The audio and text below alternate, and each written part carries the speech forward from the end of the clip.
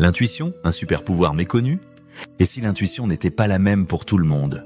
On parle souvent de cette petite voix intérieure qui nous guide, qui nous pousse à prendre une décision sans qu'on sache vraiment pourquoi. Mais ce que beaucoup ignorent, c'est que le fonctionnement de l'intuition varie d'une personne à l'autre, en particulier chez les personnes neurodivergentes.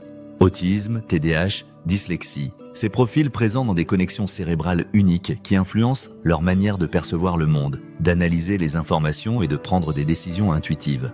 Contrairement aux idées reçues, ces différences ne sont pas des déficits mais bien des variations dans la façon dont le cerveau traite l'information.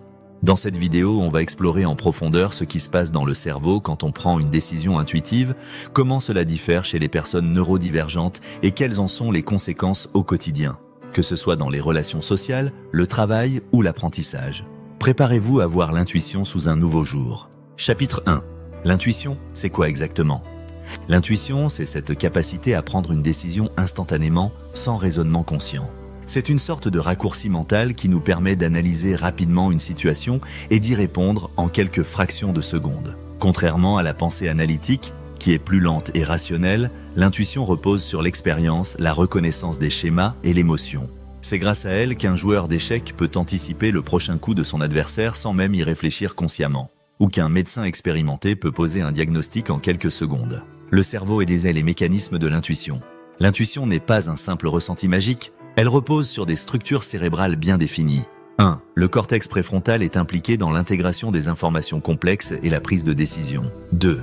L'amygdale, responsable du traitement des émotions, joue un rôle clé en nous aidant à repérer les dangers ou les opportunités. 3. Le cortex singulaire antérieur détecte les erreurs et ajuste les décisions en fonction du contexte.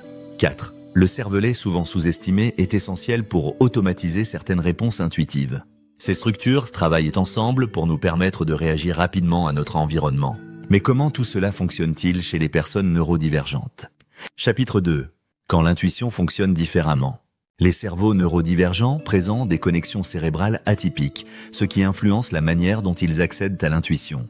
L'intuition chez les personnes avec un TDAH.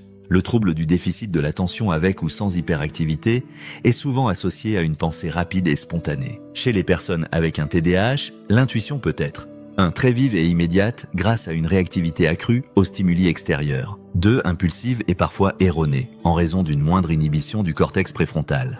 3. Basée sur l'instinct émotionnel, ce qui les pousse à suivre leurs ressentis plutôt que des raisonnements structurés. Cela peut être un avantage dans des domaines où il faut agir vite et s'adapter en permanence, comme l'entrepreneuriat, la créativité ou les métiers d'urgence.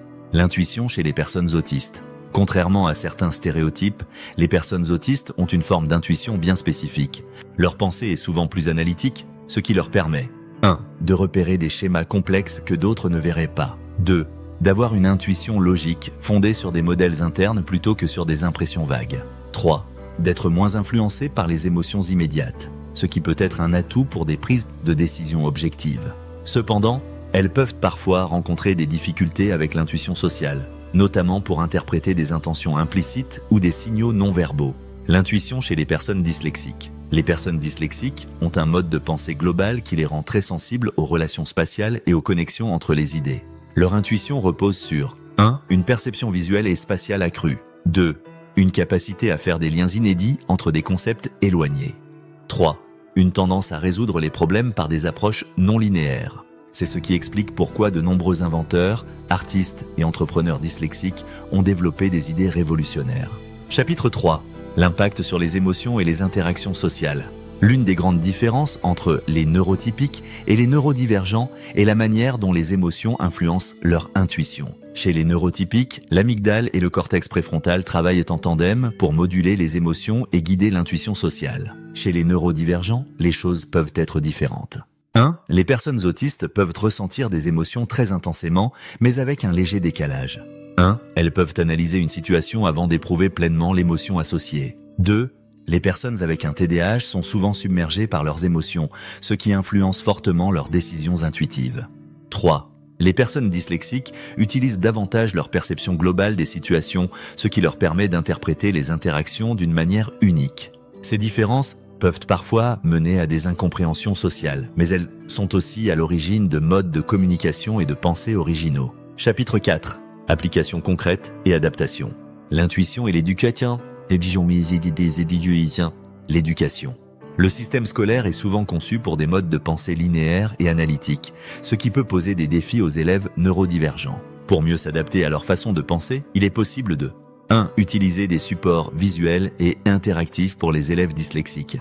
2. Encourager les méthodes d'apprentissage basées sur l'expérimentation pour les élèves avec un TDAH. Créer des environnements structurés et prévisibles pour les élèves autistes.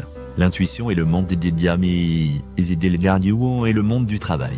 Dans le monde professionnel, de plus en plus d'entreprises reconnaissent les atouts des neurodivergents. 1. Les personnes autistes excellent dans les métiers nécessitant rigueur et analyse. 2. Les personnes avec un TDAH sont créatives, dynamiques et adaptables. 3. Les dyslexiques apportent une vision innovante et originale au projet. Mettre en place des environnements inclusifs permet d'exploiter ces talents au maximum.